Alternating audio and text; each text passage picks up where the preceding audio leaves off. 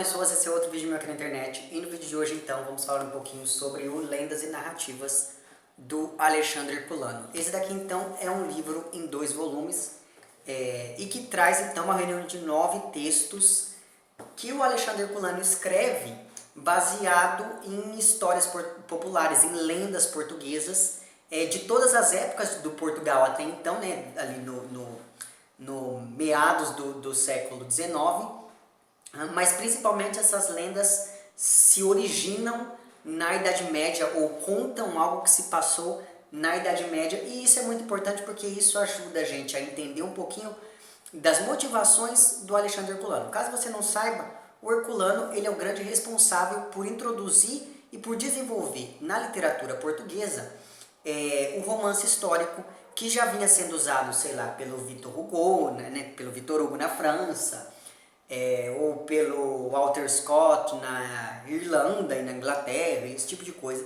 Então, o Herculano, por ter se exilado na Inglaterra, ele acabou então, digamos, quando ele volta do exílio, ele começa então a publicar aqui esses textos, e a partir deles ele começa então a desenvolver uma obra que vai versar sobretudo pela questão do romance histórico mesmo, da narrativa histórica, porque isso daqui não é um romance.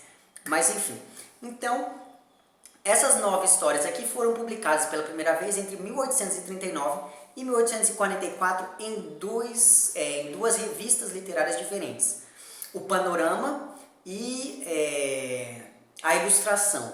O Panorama, inclusive, foi uma revista que o próprio Herculano dirigiu por algum tempo.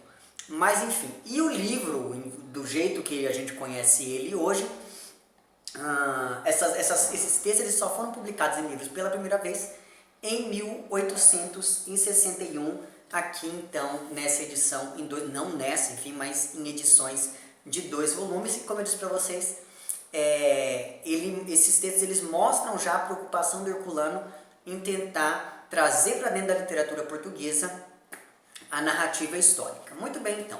E como eu disse para vocês também, são textos populares. Então o que o Herculano fez aqui foi pegar histórias que as pessoas já conheciam e modificá-las. E isso me lembrou bastante uma coisa que o Saramago fazia, sobretudo se você for pensar em textos como o Memorial do Convento, não é? Que é um texto em que ele pega aquela história que já está oficial, aquela história que já é dada, e isso é uma coisa que o Herculano vai fazer em vários desses textos aqui. Então o Saramago ele pega essa história já dada e ele mostra uma outra versão dessa história, ele faz isso também na Viagem do Elefante, de modo que você olhe para o que a gente conhece como instituição, né, a história enquanto instituição, e comece a pensar se aquilo é verdadeiro, se aquilo é real, né, se a história conta de fato a verdade ou não. Sabemos que não, a história é uma coisa totalmente enviesada, mas a história não, a narrativa histórica é uma coisa totalmente enviesada. E o que o Herculano faz aqui, basicamente, é nos mostrar isso ao manipular várias dessas lendas e várias dessas histórias que eram oficiais de Portugal até então. Então, só para que se tenha uma ideia, um dos textos que eu mais gostei aqui foi um texto chamado O Cronista, que é um texto, se não me engano, de 1500, que se baseia em uma história de 1535, que foi em 1535 em Portugal, um ano importante, porque foi o início do acordo entre o Vaticano, foi quando o Vaticano cogitou introduzir a Inquisição em Portugal, né? Então você tem lá a figura do Dom João III, que estava ali em vias de aceitar isso. E daí aqui nesse texto é muito interessante porque o que acontece? Um dos cronistas do rei, ou algo do tipo, uma das pessoas muito próximas ao rei ali, está um dia revendo aqueles documentos todos que chegam do Vaticano e acaba encontrando um manuscrito, e nesse manuscrito ele fica sabendo que a introdução da Inquisição não vai ser uma coisa tão boa quanto parece, e que a Inquisição não tinha motivos meramente religiosos, mas alguns muito terrenos, digamos assim, muito terrenais, naquela história toda de vamos libertar as pessoas do pecado, esse tipo de coisa. Então esse é um texto que eu gostei bastante, justamente por conta dessa crítica que o Herculano faz usando a própria história. Outro texto bem interessante é o Alcaide de Santarém, se não me engano, que é um texto que vai falar um pouquinho da história de um mouro, né, Não sei se você sabe, mas Portugal e Espanha tem um determinado momento que eles foram invadidos pelos árabes, né, pelos mouros.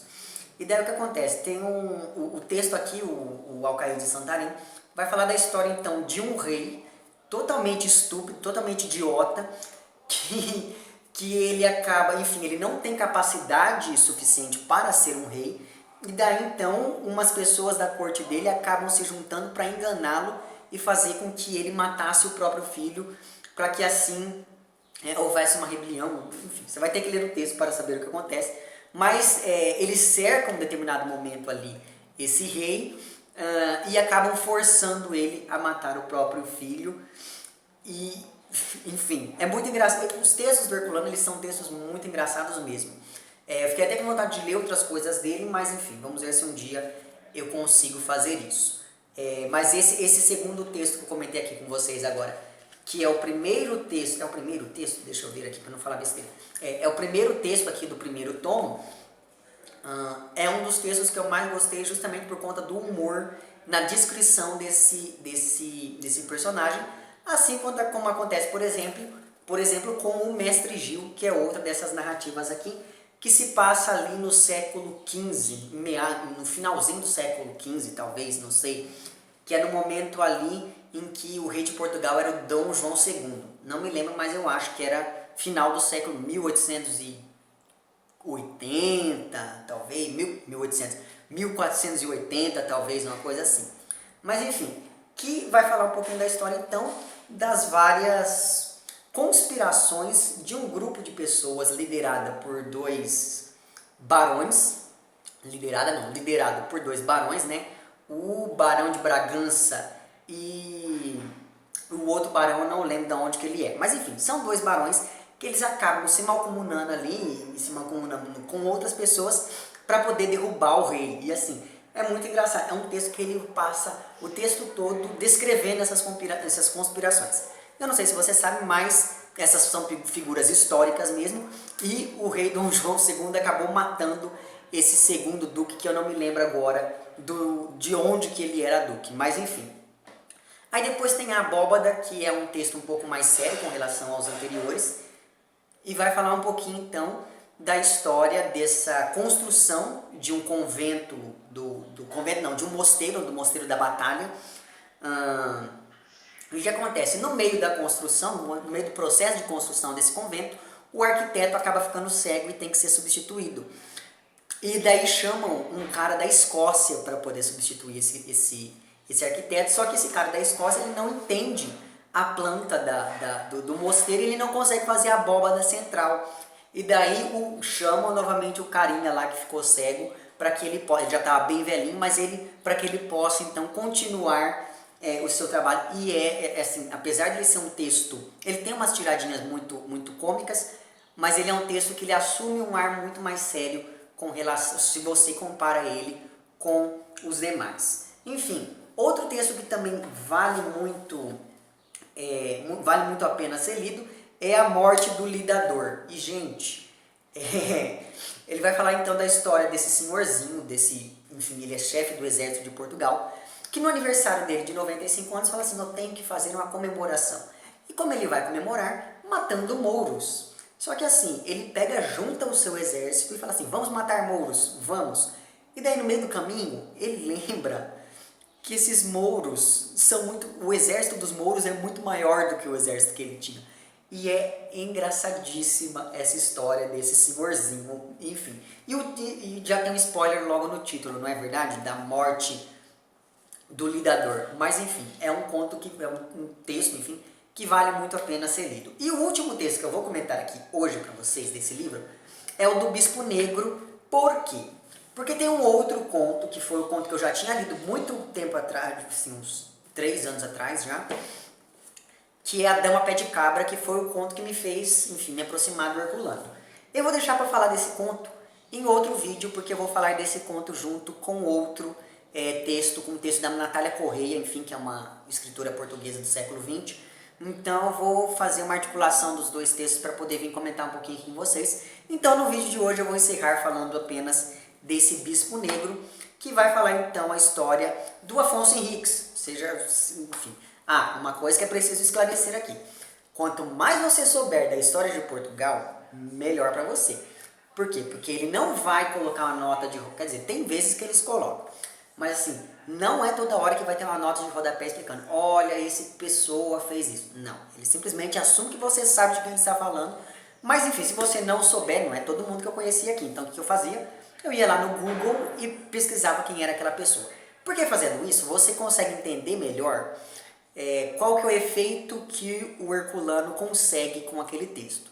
Porque se você pega esse texto sem nenhum pano de fundo, você vai ler, a maioria deles, para não dizer todos, você vai ler esses textos e vai falar assim: ah, tá, legal. Mas se você souber do que eles têm por trás, aí no que eles se baseiam, quem são essas pessoas, aí esses textos eles acabam assumindo uma importância muito maior.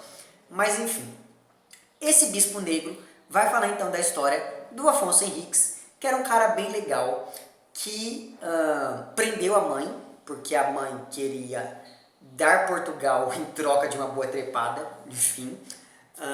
E ele não só prendeu a própria mãe, mas ele também levantou armas contra o próprio avô. Então perceba que esse Afonso Henriques era um cara que tinha sangue nos olhos.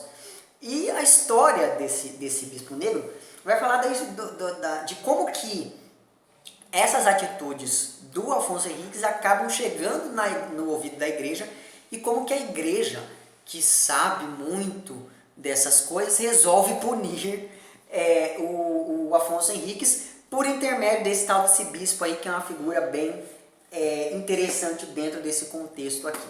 Enfim, mais do que simples literatura, como eu disse para vocês, esse daqui é um texto que, esses daqui são textos que eu acho que valem muito a pena você ler, sobretudo se você se interessa por Portugal, se você conhece algumas histórias de Portugal, porque vai ter várias coisas que estão aqui, que se você conhece bem literatura portuguesa, você vai falar assim: ah, isso daqui fulano usou isso, ah, o Saramago usou essa coisa, essa história, ah, Agostinho Bessa Luiz usou essa, ah, o Essa de Queiroz fez tal coisa, ah, o Almeida Garrett fez tal coisa. Então perceba que quanto mais você conhecer, pelo menos a literatura portuguesa, mais você começa a perceber como esses textos dialogam com várias outras coisas que vieram depois deles, e eu acho que é justamente por conta disso que eles valem ainda mais a pena, além do que, enfim, além do fato deles serem textos muito interessantes, muito bons. Eu não falei de todos aqui, como eu disse para vocês, porque senão esse vídeo ia ficar muito longo e eu não queria contar conto por conto. Então fica aqui só esse aperitivo, digamos assim, e é isso. Depois eu volto para falar lá da Dama Pé de Cabra, certo? É isso então. Se você gostou do vídeo, não esqueça de curtir e de compartilhar. Caso não tenha gostado, não esqueça de dizer lá embaixo porque não gostou. Se você está inscrito no meu canal, muito obrigado pela sua inscrição. E caso não esteja inscrito, se inscreva também lá embaixo. É isso então. Um abraço para vocês todos e até o próximo vídeo e tchau!